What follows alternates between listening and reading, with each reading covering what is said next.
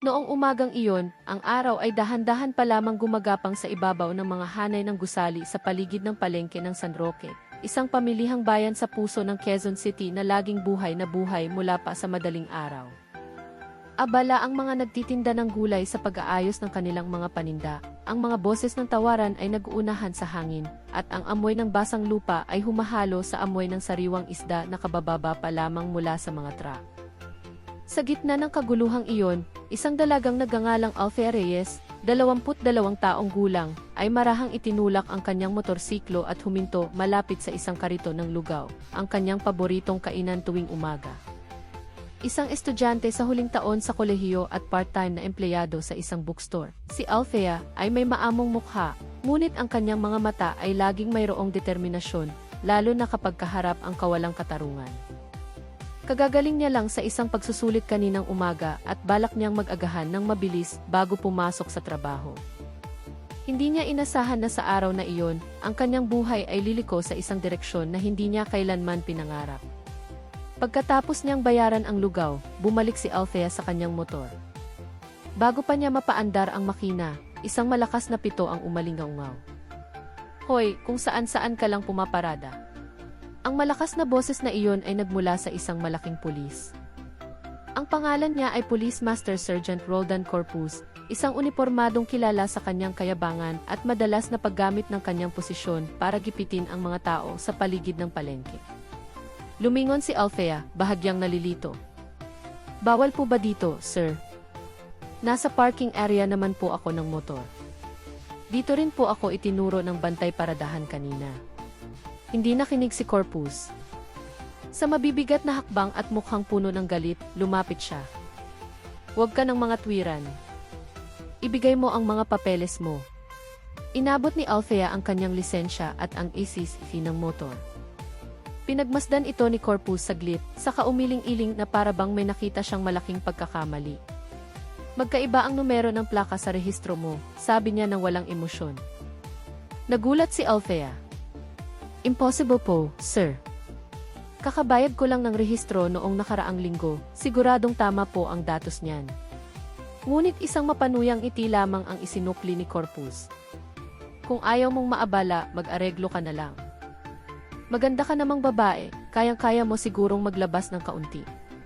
Nagsimula nang mapansin ng ilang tao ang eksena. Ang maglugaw, mga ale na nagtitinda ng sili, at ilang mamimili ay sumusulyap sa kanilang direksyon. Lumunok si Alfea, nararamdaman ang mabilis na pagtibok ng kanyang puso. "Pasensya na po, sir," mariing sagot ni Alfea. "Hindi po ako nagbabayad sa hindi opisyal na transaksyon. Kung kailangan ninyo akong tiketan, sige po, tiketan nyo na lang." Ang mga salitang iyon ay parang gasolinang ibinuhos sa apoy. Agad na nagalit si Corpus. "Bata ka pa, ang talino mo nang sumagot. Tinuturuan mo ba ako sa trabaho ko?" sigaw niya. Nagsimulang mapasinghap ang mga tao. Umiinit na ang sitwasyon. Ngunit nanatiling nakatayo ng tuwid si Alfea. "Sumusunod lang po ako sa batas, sir." Subalit si Corpus ay hindi sanay na pinupuna, lalo na sa harap ng maraming tao. Namula ang kanyang mukha at tumigas ang kanyang panga. Nang walang pag-aalinlangan, hinawakan niya ang pulsuhan ni Alfea at nagbanta. "Kung ganoon, sumama ka sa presinto para maturuan ka ng leksyon." Itinabig ni Alfea ang kanyang kamay. "Sir, wala po akong ginagawang masama." Ang kilos na iyon ay sumugat sa ego ni Corpus. Sa boses na sapat na malakas para mapatingin ang lahat, sumigaw siya, "Aarestuhin kita sa paglaban sa otoridad." Muling hinawakan ni Corpus ang braso ni Alfea, mas mahigpit ngayon. Napangiwi si Alfea sa sakit. "Sir, nasasaktan po ako," sabi niya. Lalo lang nagalit si Corpus. Kinuha niya ang isang plastic cable tie mula sa kanyang sinturon. Isang maliit na tali na karaniwang ginagamit para sa mga ebidensya. Nagsimulang magsalita ang mga tao. "Sir, wag niyo namang saktan yung babae. Hindi pa naman natin alam kung may kasalanan talaga siya. Sobra naman yan." Pero sinigawan sila ni Corpus. "Manahimik kayo. Usapin to ng pulis. Sino mang makialam, uhulihin ko." Sa gitna ng gulat at takot, naramdaman ni Alfea ang bigat sa kanyang dibdib. Nang makita niya ang cable tie, naintindihan niyang hindi lang galit ang nararamdaman ng pulis na ito. Nais nitong ipahiya siya. Sinubukan ni Althea na umatras. Sir, parang awan niyo na, wag po ninyong gawin to. Wala po akong kasalanan. Ngunit patuloy pa rin si Corpus sa kanyang ginagawa. Walang pakundangan niyang hinablot ang dalawang kamay ni Althea. Sa harap ng dose-dosenang tao, tinalian ang kanyang mga pulsuhan sa harap ng kanyang katawan. Nagulat ang lahat. Ilang ginang ang napasigaw. Diyos ko! Bakit kinanyan? Grabe naman yang pulis na iyan. Nagsimulang mamuo ang luha sa mga mata ni Althea. Hindi dahil sa sakit, kundi dahil sa matinding kahihiyan. Sir, parang awan niyo na. Pakawalan niyo po ako. Umismid lang si Corpus habang hawak ang braso ni Althea na ngayon ay nakatali na. Para malaman mo ang lugar mo. Dadalhin kita sa presinto para hindi ka na mayabang. Sinimulan niyang kalagkarin si Althea patungo sa police community precinct na nasa dulo ng palengke. Sinubukan ni Althea na maglakad ng maayos para hindi na siya hilahin, ngunit masakit pa rin ang kanyang posisyon. Kinuha ng mga tao ang kanilang mga cellphone at nagsimulang mag-video. Ilan ang sumunod sa kanila, nag-iingat na mapalapit. Sa gitna ng kanyang paglalakad, sinubukan ni Althea na magsalita. Sir, hindi naman po ako tatakbo. Hindi rin ako lumalaban. Hindi niyo po kailangang gawin to. Pakiusap, pakawalan niyo po ako. Ngunit walang pakialam si Corpus. Manahimik ka. Pinahiya mo ako kanina. Harapin mo ang resulta. At hindi niya namalayan, ang ginawa niyang ito ay simula pa lamang ng isang mas malaking gulo. Malapit sa pasukan ng palengke, isang lalaking nasa katanghalian ang edad na nakasuot ng bestidang pangtindero ng isda ang nakakita sa komosyon. Siya si Mang Cardo, isang tinderong kilala sa kanyang kabaitan. Naglakas loob siyang lumapit. Mamang pulis, pakawalan niyo na po yung bata. Kawawa naman, hindi naman nanlalaban. Iwinasiwas ni Corpus ang kanyang kamay. Huwag kang makialam, matanda. Sa puntong ito, mas lumakas ang boses ng mga tao. Ilan ang nagsimulang magprotesta, kahit nananatili silang may distansya. Pang-aabuso na yan.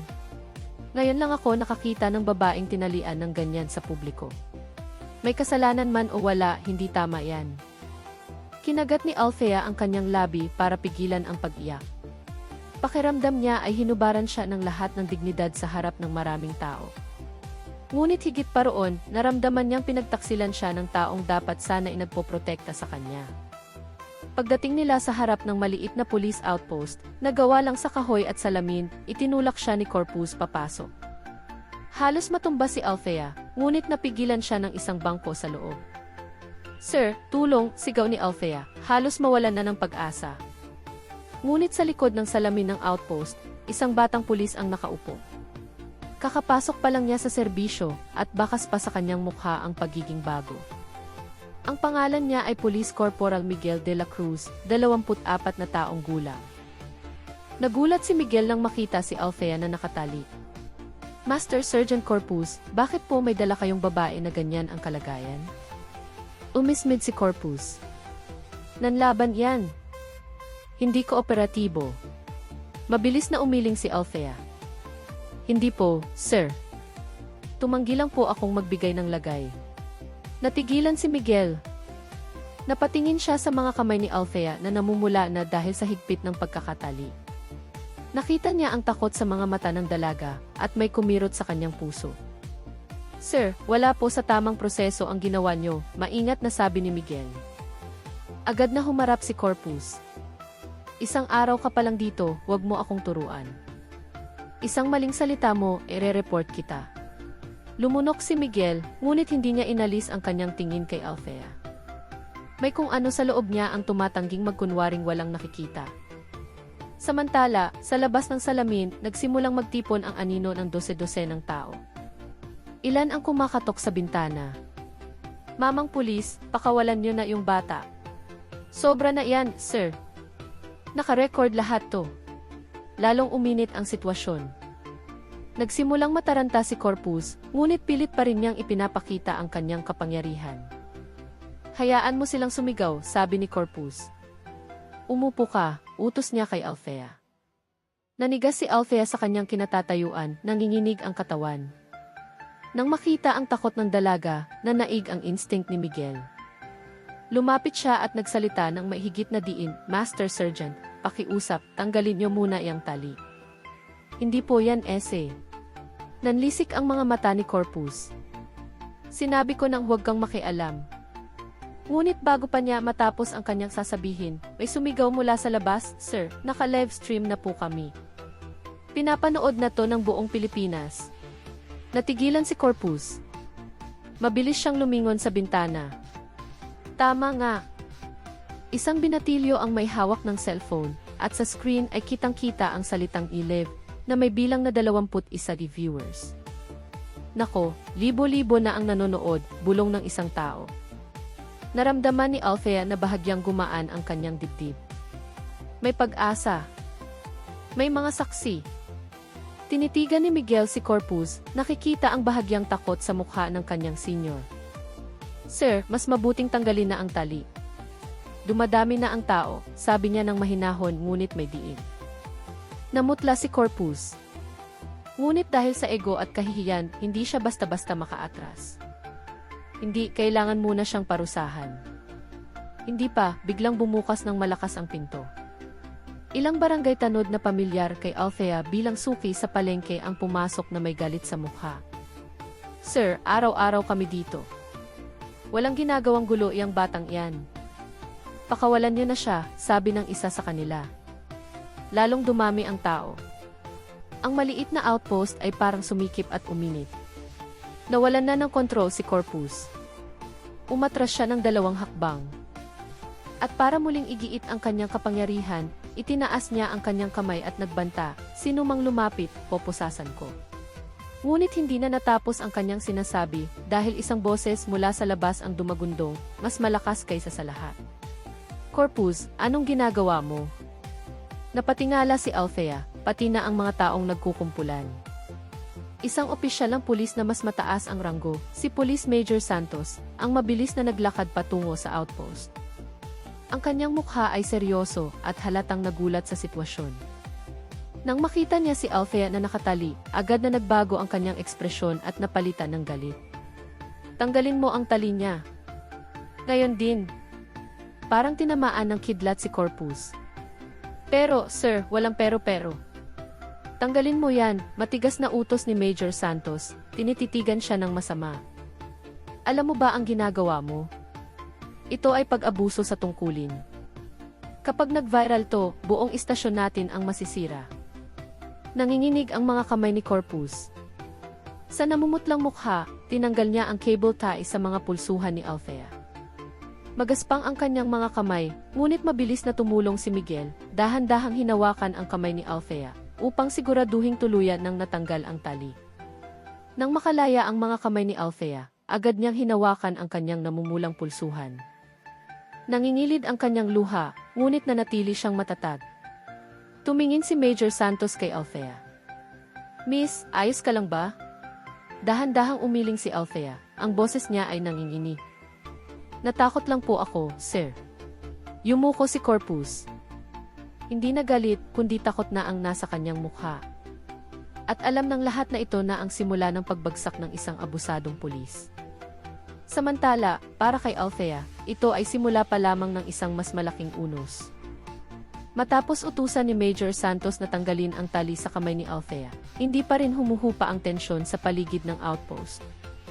Dose-dosenang tao pa rin ang nakapalibot. Ilan sa kanila ay patuloy pa rin sa pag-live stream at libo-libo pa rin ang nanonood. Mabigat ang hangin. Bawat isa ay nagpipigil ng hininga, nag-aabang sa susunod na mangyayari. Dahan-dahang umupo si Althea sa isang bangko sa sulok ng outpost, sinusubukang pakalmahin ang sarili. Nanginginig pa rin ang kanyang mga kamay na namumula. Ang hiya, galit at takot ay naghahalo sa kanyang kalooban. Nakatayo si Major Santos sa harap ni Corpus, na ngayon ay parang isang batang nahuling nagnakaw. Basa ng malamig na pawis ang kanyang sentido. Corpus, nababaliw ka na ba? Mahinang tanong ni Santos, puno ng diin. Sumusunod lang po ako sa proseso, sir, sagot ni Corpus, sinusubukang ipagtanggol ang sarili. Anong proseso? Ang pagtali sa isang dalaga sa harap ng publiko ng walang malinaw na dahilan? Sa gitna pa ng palengke. Gusto mo bang sugurin tayo ng mga netizen? Gusto mo bang maging national news? Hindi na nakasagot si Corpus. Kahit ang paghinga ay tila mahirap para sa kanya. Samantala, si Miguel, ang batang pulis na tumulong kay Althea, ay dahan-dahang lumapit. Miss, sigurado ka bang ayos ka lang? Malumanay niyang tanong, puno ng pag-aalala. Tumingin si Althea sa kanya. Kahit pagod ang kanyang mukha, binigyan niya si Miguel ng isang maliit na ngiti bilang pasasalamat. Ayos lang po ako, sir. Salamat po sa pagsasalita para sa akin kanina. Tumango si Miguel. Ginawa ko lang po ang tama. Nakita ni Althea ang sinseridad sa mga mata ng binata. Iba siya kay Corpus na magaspang at mayabang. Si Miguel ay tila isang ideal na pulis, matapat, matapang at simple. Habang sila'y nag-uusap, bumalik ang atensyon ni Major Santos kay Corpus. Sumama ka sa akin sa istasyon. Kailangan nating ayusin to sa loob. Mabilis na nagsalita si Corpus, nanginginig ang boses. Sir, wag po dito. Maraming nakatingin. Pakiusap, ingatan niyo naman po ang pangalan ko. Umigting ang katawan ni Althea. Ang mga salitang iyon ay nagpainit sa kanyang dibdib. Pangalan? Kaninong pangalan? Samantalang ang dignidad niya ay winasak sa harap ng napakaraming tao. Bago pa matapos ni Corpus ang kanyang pagtatanggol, malakas na sinabi ni Major Santos, ang pangalan mo ay ikaw mismo ang sumira noong pinili mong talian ang isang inosenteng tao. Narinig ito ng mga tao at nagsimulang magbulungan. Ilan pa ay sumagot. Tama yan, Major. Turuan ng leksyon. Matagal na naming napapansin ang ugali niyan. Tumingin si Corpus sa paligid, pakiramdam niya ay napapaligiran siya. Sinakop ng takot ang kanyang mukha. Sir, pakiusap, bigyan niyo po ako ng pagkakataon. Hindi ko po sinasadya, tama na, putol ni Santos. Sa istasyon ka magpaliwanag. Pagkatapos ay lumingon si Major Santos kay Althea. Miss, maaari ka bang sumama sa istasyon saglit para magbigay ng opisyal na salaysay? Karapatan mo yan. Huminga ng malalim si Althea. Tiningnan niya ang mga taong sumusuporta sa kanya, si Miguel na nakamasid at si Corpus na namumutla. Ayaw niyang pahabain pa ang gulo, ngunit alam niyang kung mananahimik siya, ang mga abusadong tulad ni Corpus ay patuloy lang nagagawa ng mali sa iba. Kaya tumango siya. Sasama po ako, sir. Nang dumating ang patrol car, inutusan ni Major Santos si Miguel na samahan si Althea sa likod. Si Corpus ay pinaupo sa tabi ng driver, lalong gumuguho ang ekspresyon. Pumalakpak ng bahagya ang mga tao nang pumasok si Althea sa sasakyan. Hindi dahil masaya sila, kundi dahil gumaan ang kanilang loob. Sa wakas, isang ordinaryong mamamayan ang nakakuha ng proteksyon mula sa batas. Sa loob ng sasakyan, sumandal si Althea sa bintana, sinusubukang pakalmahin ang kanyang paghinga. Umupo si Miguel sa tabi niya, maingat na nagmamasid. Kung kailangan mo ng tubig o gusto mong magpahinga muna bago magbigay ng pahayag, sabihin mo lang, mahinang sabi ni Miguel. Tiningnan ni Althea ang kanyang namumulang pulsuhan. Ayos lang ako, sir. Medyo nagulat lang. Althea, biglang sabi ni Miguel. Pwede bang pangalan mo na lang ang itawag ko sa'yo para hindi masyadong formal? Tumango ang dalaga. Salamat, Miguel. Malaking tulong ka talaga kanina. Ngumiti ng bahagya si Miguel. Ginawa ko lang kung ano ang dapat gawin ng isang pulis. Pinagmasdan siya ni Althea. May kapayapaan sa boses ni Miguel na nagparamdam sa kanya ng seguridad, isang bagay na hindi niya naramdaman mula nang mangyari ang insidente. Ngunit ang katahimikang iyon ay panandalian lamang. Biglang nagsalita si Corpus mula sa harap. Miss, humihingi ako ng tawad. Paos ang kanyang boses, puno ng takot, malayo sa kayabangan niya kanina sa palengke. Umayos ng upo si Althea, hindi makapaniwalang narinig niya ang paghingi ng tawad mula sa taong iyon. Nagkamali ako, patuloy ni Corpus. Nadala lang ako ng emosyon noong tumanggi ka. Pakiusap. Huwag ka nang magsampa ng reklamo. Nanganganib ang posisyon ko. May pamilya ako, mga anak, asawa. Nakikiusap ako. Tiningnan ni Miguel si Corpus sa salamin, hindi makapaniwala. Sinaway siya ni Major Santos. Corpus, manahimik ka. Bawal mong impluwensyahan ang testigo. Lalo lang nataranta si Corpus. Pakiusap. Hindi ako masamang tao. Nadala lang ako. Wala akong intensyong ipahiya ka, miss. Kinuyom ni Althea ang kanyang mga kamay. Tumusok sa puso niya ang mga salitang iyon, hindi dahil naaawa siya, kundi dahil sa inis. Sir, mahina ngunit matalas na sabi ni Althea. Kung wala kayong intensyong ipahiya ako, bakit niyo ako tinalian sa gitna ng palengke? Bakit sinabi niyong pinahiya ko kayo? Babae po ako. Tao po ako. May pakiramdam. Hindi na nakasagot si Corpus. Malakas ang kabog ng kanyang dibdib. Alam niyang malapit nang matapos ang kanyang karera. Huminto ang sasakyan sa harap ng istasyon ng pulisya ng distrito ng San Roque. Ang luma at kulay kremang gusali ay tila mas tensyonado kaysa karaniwan. Pagpasok nila, agad nagbago ang atmosfera. Ilang pulis ang napatingin, ang iba'y nagulat, ang iba ay nagbubulungan. Kilala nila si Corpus. At alam nilang kapag may isang sibilyan na dumating sa istasyon na may trauma at may video recording, ito ay higit pa sa isang simpleng problema. Binuksan ang pinto ng isang silid investigasyon. Pinapasok ni Miguel si Althea. Umupo si Althea, huminga ng malalim at sinimulang ikwento ang lahat mula simula hanggang dulo. Ang kanyang boses ay kalmado kahit nanginginig paminsan-minsan. Ang investigador na nakikinig ay tumatango, seryosong nagsusulat. Salamat, Miss Althea. Kailangan din namin ang mga video mula sa mga saksi, pero malinaw na malinaw ang testimonya mo. Nang malapit nang matapos ang ulat, dahan-dahang bumukas ang pinto. Dumating ang mga tagapalengke na nag-video, dala ang kanilang mga ebidensya. 3 sila, bawat isa ay may video mula sa iba't ibang anggulo. Ngumiti ng bahagya ang investigador. Malaking tulong ito. Gumaan ng bahagya ang loob ni Althea, ngunit muling nabasag ang katahimikan nang may marinig silang ingay mula sa labas. May sumisigaw, "Huwag niyo akong dalhin sa selda. Matagal na ako dito." Boses iyon ni Corpus. Natigilan si Althea. Napabuntong hininga si Miguel, ang kanyang ekspresyon ay maihalong lungkot at ginhawa. Tila ang hustisyang matagal ang dapat ipatupad ay hindi na maitatago pa. Pumasok sa silid si Major Santos, seryoso ang mukha. Miss Althea, pansamantala naming i-detain si Corpus. Bukas ay magkakaroon ng karagdagang investigasyon at ang reklamo mo ang magiging pangunahing ebidensya. Tumango si Althea. May halong emosyon sa kanyang dibdib, ginhawa, takot, lungkot, at pagmamalaki dahil naglakas loob siyang lumaban, ngunit mayroon ding bahagyang awa para sa pamilya ni Corpus na madadamay. Sinamahan ni Miguel si Althea sa waiting area pagkatapos niyang magbigay ng salaysay. Nagsisimula ng dumilim. Ang malambot na ilaw ng hapon ay tumatago sa mga bintana. Ang tapang mo, Althea, sabi ni Miguel. Umiti ng bahagya si Althea. Ginawa ko lang ang dapat gawin. Gusto mo bang ihatid na kita? Medyo alanganing tanong ni Miguel. Natigilan si Althea. Kailangan niya ng isang taong magpaparamdam sa kanya ng seguridad. Sige, kung hindi ka abala, mahinang sagot niya. Hindi, syempre.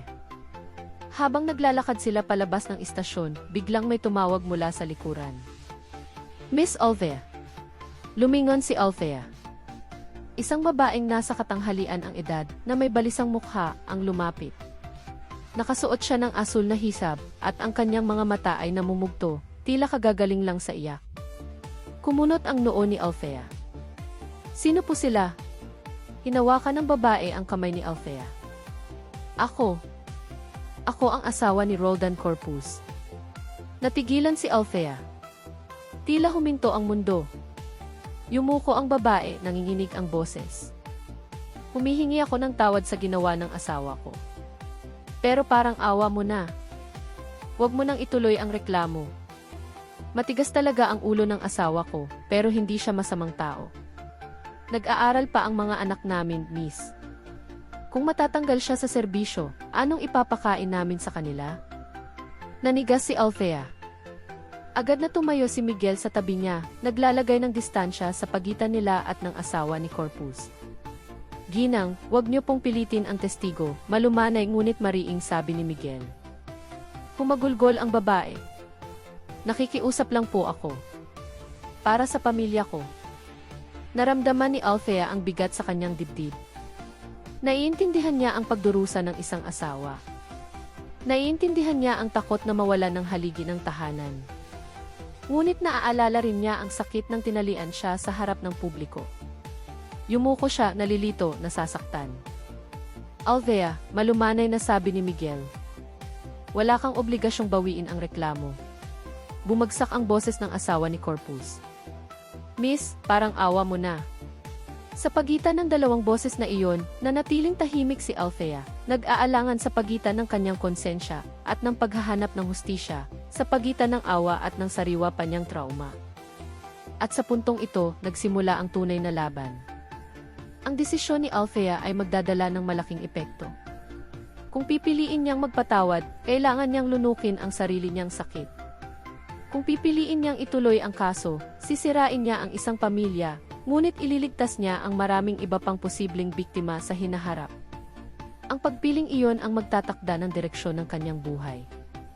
At ang bahaging ito ay simula pa lamang ng isang mas malalim na drama. Ang pasilyo sa harap ng istasyon ng pulisya ng distrito ng San Roque ay lalong tumahimik. Nagsimula nang umilaw ang mga poste, nagbibigay ng gininto ang kulay na salungat sa nararamdaman ng lahat. Sa gitna ng pasilyo, nakatayo si Althea, napapalibutan ng dalawang pagpipilian na parehong masakit. Sa kanyang harapan, ang asawa ni Corpus, si Aling Susan, ay hawak pa rin ang dulo ng kanyang hishab, pinipigilan ang paghikbi. Miss Althea, nakikiusap po ako. Matigas po ang ulo ng asawa ko, pero hindi siya masamang tao. Biktima lang din siya ng sistema. May dalawa po kaming anak, miss, isang nasa high school at isang nasa elementarya.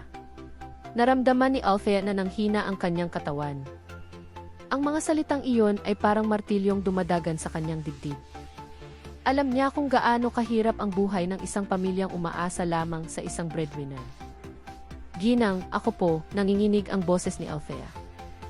Ngunit bago pa siya makapagsalita, humakbang si Miguel, inilalagay ang sarili sa pagitan nila.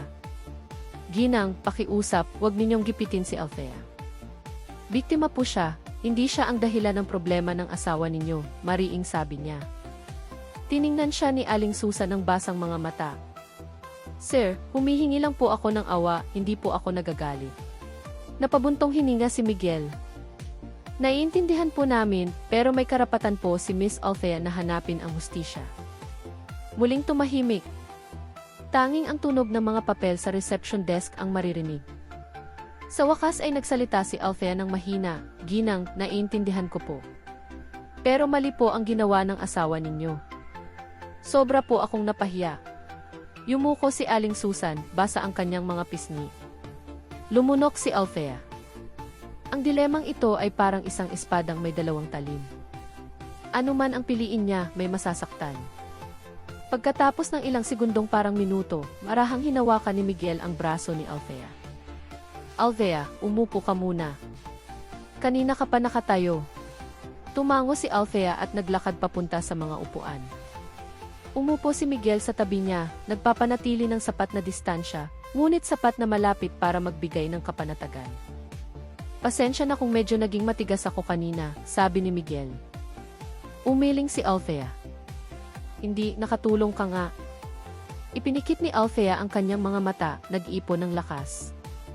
Miguel, sa tingin mo ba masyado akong malupit kung itutuloy ko tong reklamo? Tinitigan siya ni Miguel ng matagal. Althea, ang desisyon ay nasa sayo. Pero, huminto siya saglit. Ang ginawa ni Corpus ay hindi maliit na bagay. Ang pagtali sa isang dalaga sa gitna ng palengke, iyon ay pang-aabuso sa kapangyarihan. May iba pang mga tao na posibleng naging biktima niya pero nanahimik. Ikaw, naglakas loob kang magsalita. Ang mga salitang iyon ay tumama sa puso ni Althea sa ibang paraan. Para bang may mabigat na responsibilidad na ipinatong sa kanyang mga balikat. Pero yung asawa niya, bulong ni Althea. Naaawa ako. Lumapit ng bahagya si Miguel. Ang kanyang boses ay malumanay ngunit matatag. Ang kabaitan mo ay isang magandang katangian, Althea. Pero huwag mong hayaang gamitin iyan ng mga taong tulad ni Corpus para makalaya at maulit ang kanilang ginagawa. Tumingin si Althea sa sahig na tahimik.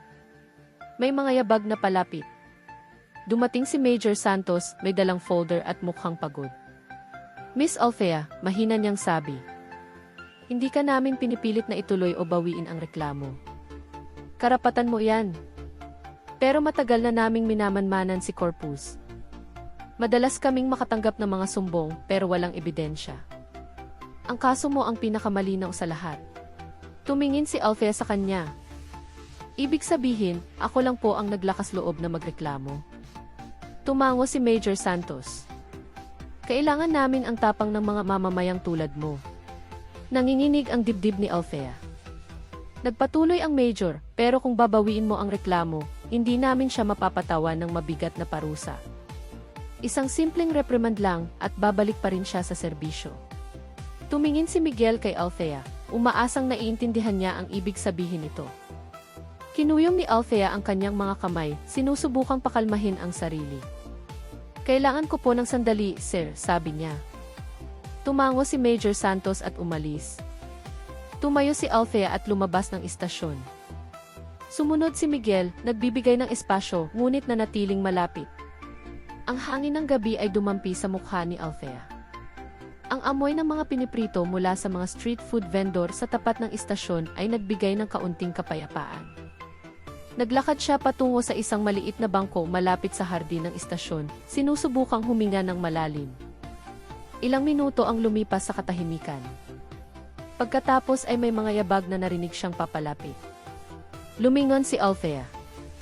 Si Aling Susan iyon, ngunit ngayon ay wala ng luha. Malungkot pa rin ang kanyang mukha, ngunit mas kalmado. Miss Althea, hindi na po kita pipilitin, mahina niyang sabi. Natigilan si Althea. Ginang. Naiintindihan ko pong mali ang ginawa ng asawa ko. Sa totoo lang, nahihiya po ako. Dahan-dahang umupo ang babae sa tabi ni Althea. May distansya ngunit hindi masyadong malayo. Halos 14 na taon na kaming kasal ni Roldan. Matigas talaga ang ulo niya, madaling mag-inip. Pero hindi naman siya laging ganyan. Pagkatapos ng duty, madalas siyang umuuwing stress. Maraming problema sa trabaho. Alam kong hindi iyon dahilan. Pinakinggan ni Althea ang bawat salita. Kanina, humingi ako ng tawad hindi lang para sa kanya, kundi para na rin sa sarili ko. Dahil hindi ko rin siya napigilan sa loob ng maraming taon. Huminga ng malalim si Althea. Ginang, hindi po ako galit sa asawa ninyo. Nagulat si Aling Susan. Nasaktan lang po ako. At natakot na mapahiya. Tumango si Althea. May halong emosyon sa kanyang dibdib. Ginhawa, takot, lungkot, pagmamalaki dahil naglakas loob siyang lumaban, ngunit mayroon ding bahagyang awa para sa pamilya ni Corpus. Ang desisyon ay nasa sa iyo, Althea, bulong niya sa sarili. Tumingin siya sa madilim na kalangitan, at sa unang pagkakataon mula nang mangyari ang lahat, naging malinaw ang kanyang isipan. Pumasok siya pabalik sa istasyon. Sinalubong siya ng tingin ni Miguel at Major Santos. Sir, sabi ni Althea, matatag na ang kanyang boses. Itutuloy ko po ang kaso. Napangiti ng bahagya si Miguel. Tumango si Major Santos. Salamat sa iyong katapangan, Miss Althea. Makalipas ang isang linggo, nagdaos ng isang maliit na salo-salo si Kapitan Eddie sa Barangay Hall. Hindi para ipagdiwang ang gulo, kundi para magpasalamat na ligtas si Althea at naipatupad ang hustisya sa tamang paraan. Ang mga residente ay nagkakaisa para protektahan ang isa't isa. May nakahandang pansit, adobo at kanin. Ang mga bata ay nagtatakbuhan. May mahinang tugtog ng lumang efesi. Nakatayo si Althea kasama ang kanyang ina, tumutulong sa pamamahagi ng pagkain. Lumapit sa kanya si Kapitan Eddie. Althea, dapat kang maging proud sa sarili mo. Ipinakita mo na ang boses ng maliliit ay naririnig pa rin kung tayo ay matapang at nasa tama. Ngumiti si Althea. Gusto ko lang pong maging patas ang lahat, Kapi. At iyan ang nagpapabuti sa'yo, sagot ng kapitan. Nang gabing iyon, maliwanag ang langit at ang mga ilaw sa barangay ay mainit na kumikinang. Wala nang tensyon, wala nang galit, tanging ginhawa at pasasalamat. Tumingin si Althea sa malayo, sa kalsadang pinangyarihan ng lahat. Sana wala nang ibang makaranas ng ganito, bulong niya. Pagkatapos ay ngumiti siya ng may kapayapaan, buo na muli ang kanyang dignidad. Ang kanyang karanasan ay hindi lamang naging isang personal na laban, kundi isang aral para sa buong komunidad, na ang pagkakaisa at katapangan ay kayang magpabagsak sa anumang uri ng pang-aabuso. At sa gabing iyon, sa ilalim ng mga bituin, alam